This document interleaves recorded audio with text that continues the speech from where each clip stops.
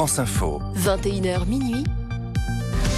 Matteo Maestracci. Merci d'être avec nous sur France Info. On est ensemble jusqu'à minuit, évidemment. Beaucoup de sujets d'actualité à développer. Il y a un match de foot en direct qui est bientôt terminé entre la France et la Côte d'Ivoire. Match amical, match plaisant. On va y revenir dans le journal des sports de Fabrice Abgral. On parlera également de Paris 2024 et du Vendée Globe. Aussi un petit peu de tennis. C'est normal, c'est Fabrice Abgral. 22h50 sur France Info. Pierrick Bonneau revient. Donald Trump sera un allié naturel de Damas s'il lutte contre le terrorisme. C'est le président syrien qui le dit ce soir dans un entretien diffusé par la télévision publique portugaise. Il s'agit de la première réaction de Bachar al-Assad à l'élection du candidat républicain à la présidence américaine il y a une semaine.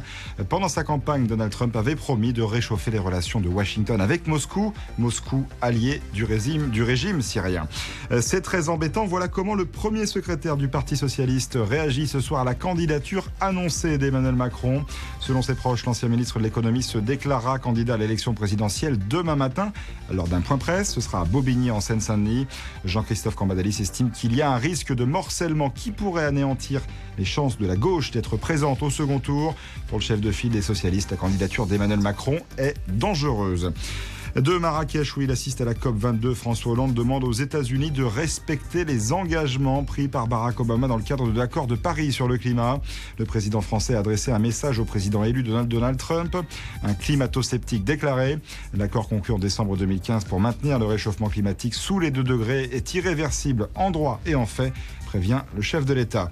Et puis une sortie de crise en vue ce soir à iTélé. C'est le président de la Société des journalistes de la chaîne qui veut y croire ce soir. Selon Antoine Janton, un consensus a été trouvé. Reste aux salariés d'ITélé de l'approuver. La grève a été revotée pour la 31e journée consécutive ce midi. France Info.